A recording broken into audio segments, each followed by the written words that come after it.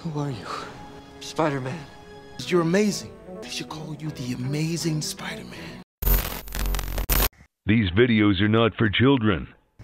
If you're a children, then piss off. You're that spider guy.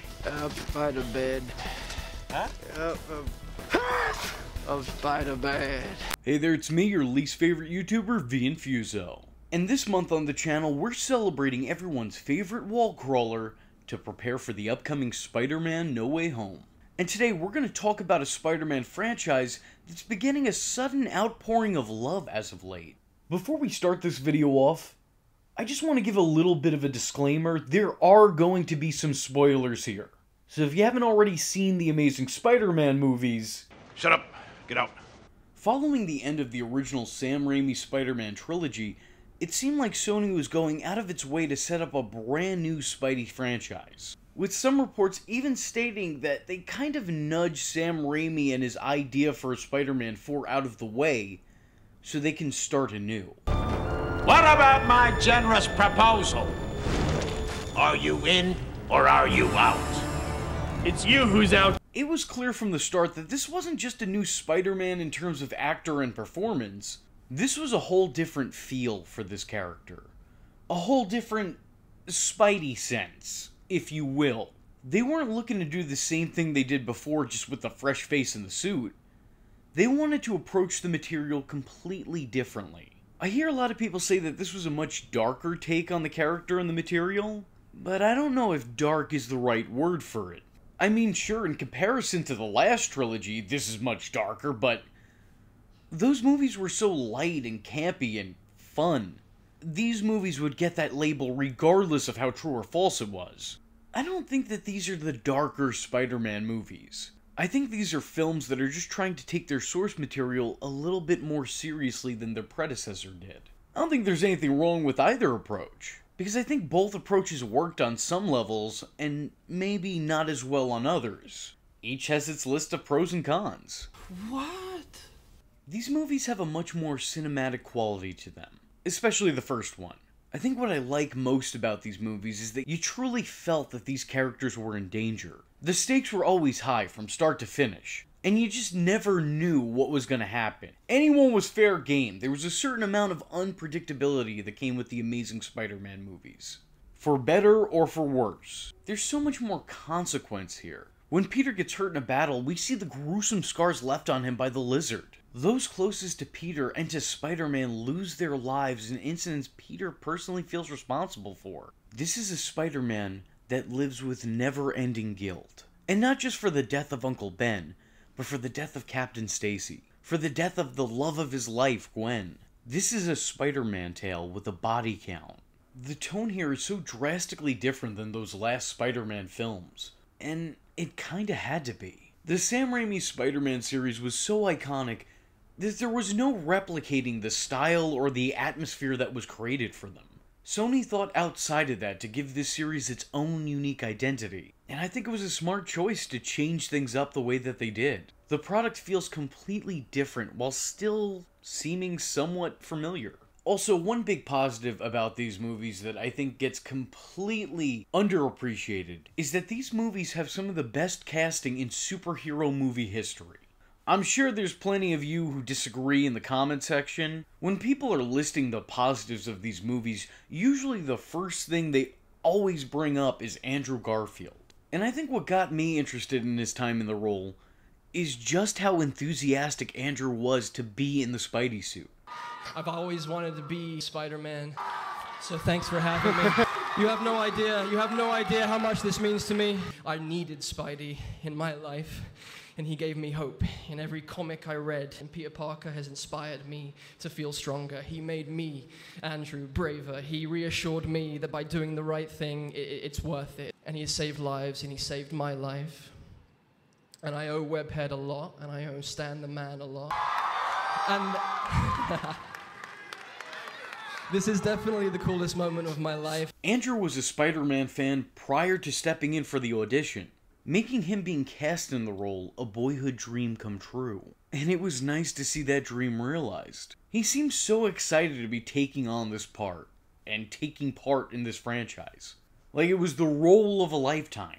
I just had fun watching him because it seemed like he was having a whole lot of fun doing what he was doing. The guy may not have been the picture-perfect Peter Parker, but he was a damn good Spider-Man.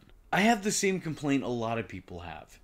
Andrew Garfield was too good-looking to be Peter Parker. It was just hard to buy him as this wimpy kid who had no game. Whereas with Tobey, the job was already done by his face.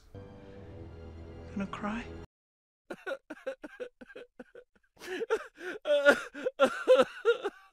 One of my subscribers actually had an interesting rebuttal. They asked me, isn't that like telling a rich person they can't be depressed? I get the sentiment and I understand where you're coming from, but in this specific instance, we're talking about high school, when developing minds are at their most shallow. This guy would have done well for himself, is all I'm trying to say. Outside of his appearance, his demeanor just doesn't seem to match Peter Parker's. Even though he's not Peter Parker to a T, I will say that he is completely believable in his performance as Peter Parker. I don't buy him as the comic book character that I grew up reading, but I do buy him as the character that he's portraying. So when people say that he's not the best Peter Parker, it's not because he misperforms in the role, it's because the way that this movie went about Peter was a bit different from the one that we've all known, and especially different from the one in the last set of films. But as Spider-Man, he's witty, he's quippy, he's goofy. He spends the runtime cracking jokes at the expense of a giant lizard, a static shock, and a guy in armored rhino gear. His sarcasm and snark is always on point and always feels natural. It's like Andrew was made for this role, or at least this half of this role.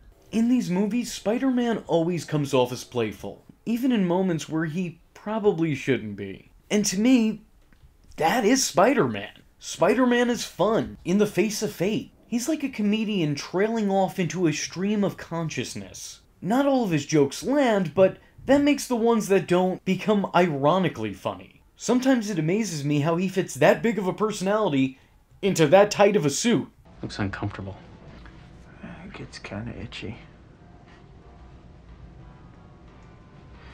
It rides up in the crotch a little bit, too. Look, no matter how you feel about these movies, you have to admit that Andrew Garfield is on point in every scene. Whether it's staring at Gwen Stacy trying to imitate Bambi, or it's comforting and reassuring his Aunt May, or crying over a dead loved one. He seems to do that a lot in these movies. Andrew is always on point. His performance is so pure and so perfectly Spider-Man. And also, outside of that, I think we get the best web slinging in these movies. I mean, come on, look at that. It's flawless. Sorry, Toby and Tom ain't got shit on Andrew in the web slinging department. You can either agree with me or you can be wrong. Those are the options. One thing I have mixed feelings on here is Peter's transformation into Spider-Man. He becomes the wall crawler and takes on the mask because he's out seeking revenge and doesn't want to be identified. Essentially, Who is Spider-Man? He's a criminal, that's who he is. A vigilante, a public menace. and that is so off-brand for the character. There is development here, though. Being at the right place at the wrong time, Peter selflessly jumps into action to save the lives of others. And it's only in that instance that he realizes the great power and great responsibility he has. He kind of stumbles into being a hero. And of course, this mentality was always somewhat present in him. As in one of the first scenes of the movie, we see him get his ass kicked by Flash for standing up for some other kid that he was bullying. So I really do like this arc. I do. But I just don't feel like it's right for Spider-Man. As its own thing, I can get behind it. But as a Spider-Man origin story, I don't know. It just kind of feels off. I don't think I want to see a Spider-Man that's out for revenge, ever. It just doesn't seem right.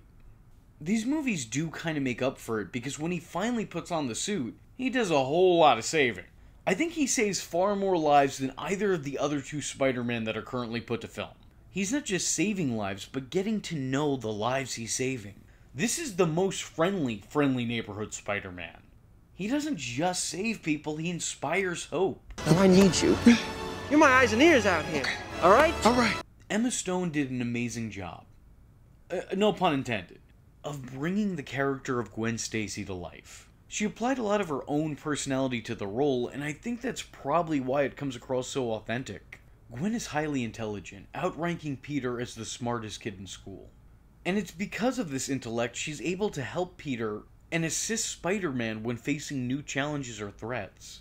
It's an interesting merging of worlds, because in the original films, Mary Jane didn't have a whole lot to contribute to Spider-Man life, other than damsel in distress. But here, Gwen is intertwined not just in the life of Peter Parker, but in the life of Spider-Man. She has a role to play in both sides of Peter's life. I think the strongest parts of the series as a whole are the scenes in which we see Peter and Gwen share the screen. There's such a natural chemistry between the two that they manage to make the most mundane interactions feel entertaining. Their scenes together are the highlight of both movies. Because even in the worst moments of what some believe to be the worst Spider-Man movie of all time, the two of them are still hopelessly adorable. They have a romance that's beyond believable. And maybe that's because it was to be believed. Andrew Garfield and Emma Stone were actually dating during the making of these films, which probably may make these awkward to watch now that the two have broken up and gone their separate ways, but they still made one hell of an on-screen and off-screen couple. And more than just being a believable couple, the two make for an item that you want to root for, a relationship you desperately want to see succeed, but you know will end in tragedy. What's truly amazing, again, no pun intended, is that in a Spider-Man movie, the focal point isn't a villain's tragic origin story, or Spider-Man beating up a costumed bad guy. It's Peter and Gwen's romance, and how what goes on in the life of Spider-Man does to that relationship. If there is any reason to watch these movies whatsoever, I would say the moments between these two would be it. It's a much more wholesome and, well, healthy relationship than the horror story that was Pete and MJ from the first films. I wish I could sit here and better articulate myself, but these scenes are just pleasant to watch. I think they're one of my all-time favorite pairings in superhero movie history. I mean, their back and forth banter is so cute that it's actually kinda disgusting. Andrew also has a good amount of chemistry with Dane DeHaan's Harry. The two do genuinely seem like good friends, and it's kind of a shame that we don't have that many scenes of them bonding and broing out. There are very few moments in The Amazing Spider-Man 2 that make Harry Osborn not seem like a complete creep or... no, it's just a complete creep, are the moments he spends catching up with Peter. In my opinion, the movie could have used a little bit more of that. Still to this day, we've yet to get a bad portrayal of Aunt May and Uncle Ben. Sally Fields and Martin Sheen both nail it in their respective roles. They come off as loving and concerned guardians trying to guide their nephew down the right path. They can come across as very old school and stern from time to time, as someone their ages probably would be, but they always come across as being real. They weren't the picture-perfect Hallmark, speech-spewing beacons of good. They were just two people who were doing their best. And I appreciate that. They may not always have the right solutions, but damn it do they try to answer Peter's questions. Dennis Leary does a great job as Captain Stacy, making him more of a character than a plot point. I think for the most part the character's always been kinda generic in the comics, so it left a lot of room to do whatever you want with the character. And hey, they did something, so there's that. He's a family man first and a police officer second. He follows the law to a T, until eventually realizing the justice outside of the justice system. In the end, he's just a guy, once again trying to do his best, trying to follow his ever-evolving moral code. He can come off as kind of an asshole, but he's actually not a bad guy. I think the villains in these movies have always been at the very least entertaining, for one reason or another, for better or worse. I can honestly say I've never really cared that much for the Lizard as a character. He was one of those Spidey villains that just didn't really do it for me for one reason or another. I always found him to be a little bit boring. So hearing that he was going to be the villain for the first Amazing Spider-Man movie, well, I was kind of over it before it even started. But in hindsight, I was wrong.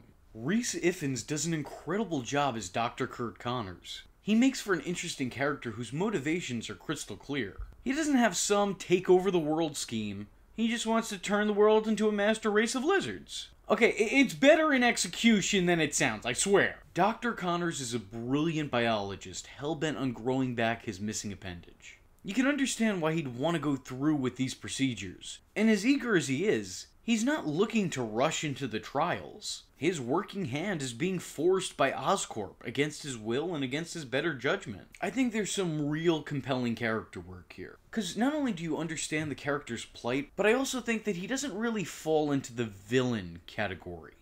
At least not entirely. He's more of an opponent of Spider-Man in this. More on that in a second. I know Jamie Foxx gets a lot of crap for his portrayal of Electro, and while I can admit his character comes across as a little bit out there and strange, that might be because his character is out there and strange. He's a loner not by choice, but by circumstance. Unlike a lot of the other characters in these movies, I do feel like he kind of falls into a trope. You know, he's on that Jim Carrey, Edward Nygma, Kristen Wiig, Cheetah type shit. Guys, I get that he's a weirdo, but he's believable in his weirdness. Plus, you gotta respect just how far out of their way the studio had to go to try and make Jamie Foxx unattractive. I love it. The commitment to this bit, fantastic. I still think it was a good performance on Jamie's end of things. I'm not saying it was gonna win him the Oscar, I'm just saying he did what he did with the material. How much better could anybody make this? I just think that too often it's complained about how irrational Max acts in this movie, when the film from the very start portrays him as a completely isolated and delusional dude. He may come off as weird to us, but his actions are completely normal for him. And this sudden obsession with Spider-Man is brought on by the fact that Spider-Man showed him attention. No one's ever noticed Max Dillon, no one ever cared to know his name. But then Spider-Man shows up, saves his life specifically, and stops and chats? That's gonna have a certain effect on somebody who's lived that type of life, who has that type of mentality. I've never fully understood the problem people have with Jamie Foxx in the role. I thought he came off as completely natural and somebody who had an unnatural fixation. Similar negative things have been said about Dane DeHaan as the Goblin, but, and this may be where a lot of you tune out of the video, but I'm gonna be real with you, I think he did a pretty good job. Hey look, I prefer this Goblin over the new Goblin any day of the week. I'm not saying he's Willem Dafoe, I'm just saying, you know, he's also not James Franco and we should acknowledge that. In this telling of the tale, Harry is dying of the Osborn curse, just like his father before him, and he spends the runtime desperately trying to find a cure. He's a bitter alcoholic who lashes out when he's told no. This is somebody who's very well aware of how much time he has left. He just watched his father die, and he knows he has that same ailment. Instead of just accepting it and watching himself deteriorate for the next 20 to 30 years, he's doing all that he can to try to fix this problem. Essentially, he's fighting for his life. A lot of people don't like this version of the character, saying that he's annoying. But being that he only just turned 20, I think he's perfectly immature for someone his age in his situation. Following his father's passing, he takes over his organization, only to be double-crossed by some of his board of directors and underlings. He's just a kid, with more power than someone his age should probably reasonably have. He's come into power through his father's achievements, not his own. So he's kind of using his dad's company like a new toy. And when he's not acting like a cocky jerk, he's reduced to a whimpering puddle of a man. / goblin. He's a 20-year-old who's been confronted with his own mortality. A young man who's just been shown his hourglass. Someone who sat directly across from their grim future.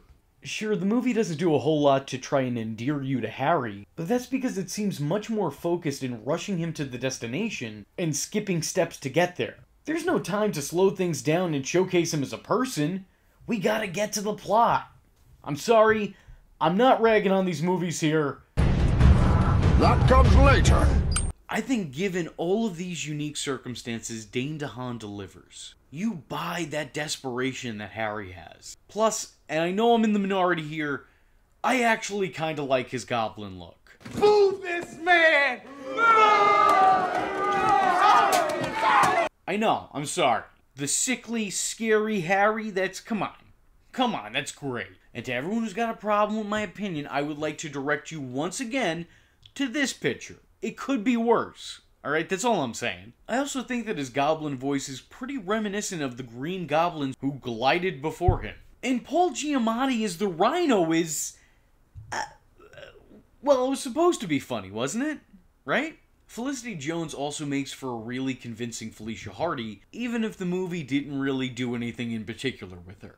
She was there, her presence was felt, and I don't know, for the little bit of time that we shared with her, I thought she did a pretty good job. I think the movie's mistake was not in casting this character, but was casting her in this movie where there was already way too much going on. There's a really powerful moment in the first Amazing Spider-Man, where we see the civilians that Spider-Man helped give back to the Webhead. City workers help guide an injured Spider-Man to Oscorp.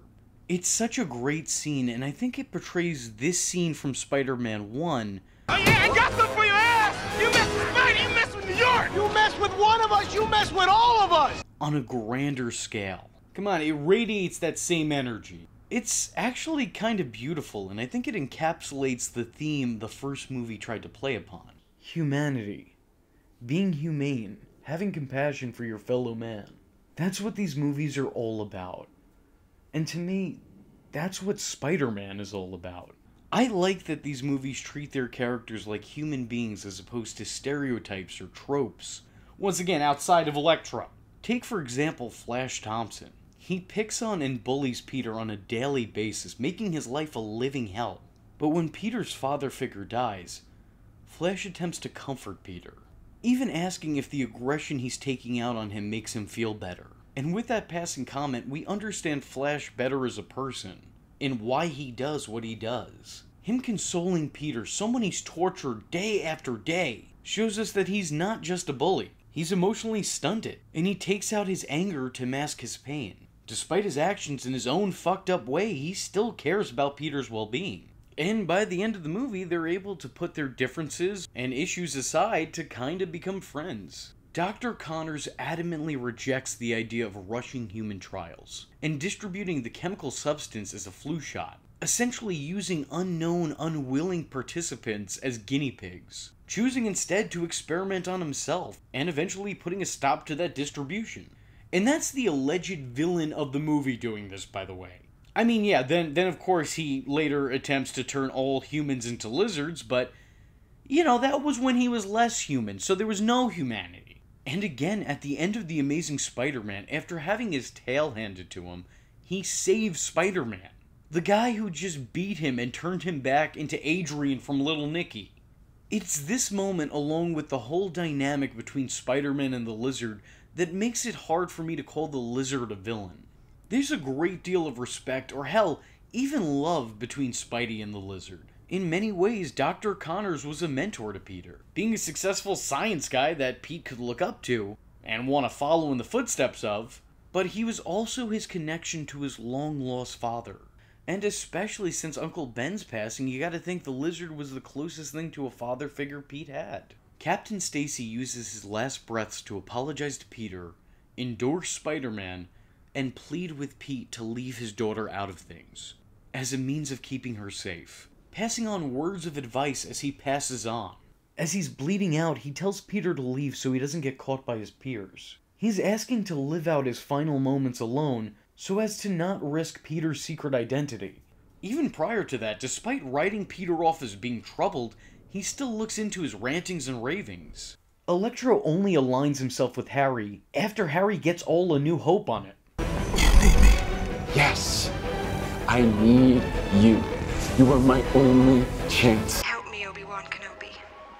You're my only hope. Please! I know what it's like to be thrown away. Please, Max! He makes the turn to full-fledged villain because he believes in some way he's being a hero. He believes he's saving someone in danger, and in some ways, he is. But the bright light doesn't fully turn to the dark side until he needs to help Harry Osborn. Max has always had the desire to do what's right and to help others, even when others have never done right by or helped him. He's not evil, he's just severely misled. There's a duality to almost every character, and that's not something that's present in every superhero movie. In The Amazing Spider-Man, nobody's all good, and nobody's all bad. It's less about good and bad people, and more about good people going through bad experiences and how they handle it. These characters always feel like people. Flawed, good people. I know it's an oxymoron to say realistic Spider-Man movie, but I truly think that this is the most realistic Spider-Man movie. The events aren't realistic, of course. You know, recreating Jurassic Park and having Thor's love juice as main villains, then having a WCW jobber fight them off isn't just an ordinary Saturday. But what makes these movies feel so realistic is the characters in these movies and their reactions to these unfathomable events. I like that in these movies, we get to see Spider-Man fail. Not every life-saving attempt works, and not every life is saved. In terms of costumes, personally, I think the Amazing Spider-Man 2's outfit is the best out of all the costumes put to film. It almost looks identical to the Ultimate Spider-Man outfit, but it is my all-time favorite. Like I said before, I'm a fan of the Goblin look, who vaguely resembles a troll doll. It works for me. I don't care that his hair has been done up to look like a leaflet Pokemon. That doesn't matter to me. The Lizard and Electro were fine, if not somewhat simple and unoriginal. The Rhino was alright, I guess. There wasn't any design that I hated in particular in these movies. The visuals in these movies can be absolutely stunning. Though they aren't always, and oh no, sorry, that's not what this video is for. The fight scenes in these two movies are fairly competent. They're well choreographed and highly entertaining. Especially that one with Electro. Mainly that one with Electro. I don't know if they get the credit that they deserve. Though I can understand how in hindsight, because let's face it, this isn't the instantly iconic train fight with Doc Ock. I love that these movies tried to set up the world of Spider-Man, including a whole bunch of background characters prior to their transformations, or relevance in a plot, but having them somewhere off in the background. I love that kind of fan service. I know they overdo it here, but I still kinda like it. Some people have an issue with the fact that Uncle Ben's killer is never found, but I personally think it adds a little bit more to the story. Peter's need to continue to go out and save one life after the next is him desperately trying to save the life that he couldn't. The fact that Uncle Ben's killer has never faced justice just fuels Peter's need to go out and find justice for himself. And it reinforces the idea that the world needs a Spider-Man to make sure what happened to Uncle Ben doesn't happen to someone else. Maybe on some level, Spider-Man is continuing to fight the good fight in the hopes that he runs back into this guy one day. Or maybe he does what he does because he knows he never will. I don't know, whether this was intentional or not, I think it adds another layer to the whole origin. These two movies, despite the questionable quality of each, are the host to some of the saddest moments in Spidey movie history. Having Peter's guilt manifest in hallucinations that constantly remind him of the life he couldn't save and the promise he couldn't keep is a really great concept that visually expresses the baggage that comes with being Spider-Man. The responsibility that comes with that great power. The people that you let down. The fact that you can't always save everyone. Say what you will about these movies, but this is a lot closer to the Spider-Man that I love than him willfully walking away from a person in danger. What I truly love about these movies is that there's never a promise of a happy ending. As a matter of fact, more often than not, there isn't one. Everyone always thinks of how fun it is to be Spider-Man, to crawl walls and swing from webs, to save the day and be cheered on by a bunch of angry New Yorkers. But no one thinks of the danger that comes with that line of work. Not only the danger you yourself would face on a daily basis, but also the risk those you love are put in, simply because they know you.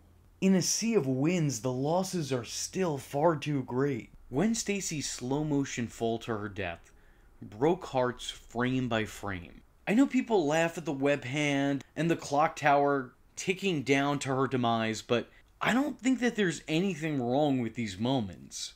Yeah, they're on the nose, absolutely, but it conveyed the message in a pretty interesting visual. It's completely on the nose, but I think it's a nice touch. And the way that we're shown the fall in slow motion, but the landing in real time, is so ridiculously jarring and unexpected that in that one instance, we're experiencing that same shock that Peter is. I remember when I watched this in theaters, the whole audience almost in unison gasped, followed by a couple of, no, with the crowd not fully coming to terms with what happened until the blood droplet trickled out of Gwen's nose. I think even without context, this moment is unforgettable and leaves an impression. But with context, this is soul-crushing. Seeing a precious life taken way before its time, watching as a character that the audience and the lead has come to know and love, just casually and callously being used as a pawn, It's some pretty heavy stuff for a Spider-Man movie. There's a lot of tragic poetry in this death. Captain Stacy's words become prophetic. Following Gwen's father's death, we see Peter desperately try to keep himself away from Gwen, but finding himself unable to. Gwen, despite knowing the promise Peter made to her father, and knowing how Peter struggles with it, continues to remain in both sides of Peter's life. And Gwen reassures him time and time again that this is her choice. She chooses to put her life in danger. And like everything else in these movies, that choice has an unfortunate consequence. These scenes feel more impactful than we're used to seeing in Spider-Man films. More so than in the Spider-Man movies that came before these, and more so than in the ones that came after. There's a real weight behind these moments. And I think this exemplifies what it's like to be Spider-Man. I think with Tobey Spider-Man, it gave viewers a lot of comfort. We always knew the day would be saved and all would be well in the end. But with this Spider-Man, it kind of felt like you were hanging by a thread. And some people literally were. These movies seem like they were shot with purpose. That's to say that every shot in the movie seems like it has a purpose. The cinematography and visuals alone tell a story without needing to use words. When Kurt Connors is admiring the reflection of his arm, we know what he's thinking. We understand his motivation without him ever having to open his mouth. When that clock tower ticks down, it's to say that Gwen's time has run out. Spidey can't just save the girl this time. The power is constantly cut around Max Dillon to symbolize his own lack of power, to emphasize his need for control, and of course to foreshadow his eventual fate. These things get ragged on a lot, but I can't help but love them. I think it's because of these things that these movies have their own personality. Movie making is a visual medium, so I can't really fault a guy for managing to find visuals to tell a story. And I don't think any of these feel particularly out of place. I also thought these movies got creative when it came to doing different things with Spider-Man. I've already compared these movies to the Tobey films a whole lot in this review. And that's with me actively attempting not to. But that is the fate of these movies. They were always destined to be compared to the originals. Because the original trilogy is seen as a classic, and this was the one that had to follow it. Not too long after the original came out, mind you. So it felt like these movies did everything they could to be distinct from those first couple films. And I like what they did differently. Spider-Man has a much more interesting use of webs in this one. Electro playing the itsy bitsy spider on a dubstep power grid while he's going toe-to-toe with a web slinger? It sounds dumb, and that's because it is, but I still like it. Some people have mixed feelings about this, but trust me, this is it. It seems like the type of thing that would happen to Spider-Man. Mainly due to the fact that Spidey would have some comments on it, as of course he does. This is the kind of weird, campy fun I hope to see, even in a quote-unquote darker Spider-Man movie. These movies represent hope and perseverance in one's most trying times. And that to me is the essence of Spider-Man. Never-ending hope when all seems hopeless. There's plenty of times where Peter wants to give up, and there's times where he actively does for a couple months at a time. But he eventually finds his way again, and swings in to save the day at the last moment. That is Spider-Man. Now, after watching this, some of you may be thinking, wow, that's it. V thinks the Amazing Spider-Man films are flawless masterpieces. And how wrong you are in that thought process. Almost as wrong as I would be in your thought process on my thought process. The Amazing Spider-Man is a series that was plagued with problems. And unfortunately, because a lot of them are so evident, they kind of mask the series as a whole. So that's why I wanted to first cover the long list of what these movies did right, before covering the much longer list of all that these movies did wrong. The Amazing Spider-Man movies are movies that had amazing concepts. Just not all of them panned out in execution. They had potential that I don't think they ever fully lived up to. Whether the case be too many cooks or too many ingredients, I don't know, but that kitchen was pretty crowded. These are imperfect films riddled with issues from opening scene to end credits. And while there's plenty of failure to rag on them for, I think we should also celebrate some of the achievements and acknowledge that there's a whole lot of good in this alleged bad. Just like I can't officially call the Lizard a bad guy, I also can't officially call the Amazing Spider-Man movies bad movies. For all of their difficulties, and in spite of themselves, I think these movies are still kind of amazing. I know that they're not considered the high point of Spider-Man films, with most people openly admitting that The Amazing Spider-Man 2 is the worst of the bunch, and The Amazing Spider-Man not being too far in front of it. I don't think it's because they're bad movies in of themselves. I just think in terms of Spider-Man movies, the bar has been set so high that they're at the low end of the Spidey movie totem pole. They're still impressive, they're just the least impressive of the bunch. I intend on making a video talking about the many problems the Amazing Spider-Man movies had. And a lot of the problems I, in particular, had with those movies. So if that seems like something you guys are interested in, let me know in the comment section below by leaving a comment saying, "The Not-So-Amazing Spider-Man." Just put that anywhere and I see it, I know what you're talking about. With that being said, I was your least favorite Spider-Man fan, V Infuso, and I thank you for watching. Hope to see you in the next one. I am vengeance. I am the night, and that was V Infuso. Just remember, if you're not tuning in, then you're missing out. So, if you like the words that came out of his mouth hole, and you too would like to become a V-generate, don't forget to like and subscribe. Thanks for watching, nerds! And if you're not joining the fun, you're in for one bad day. And you know what they say about having one bad day?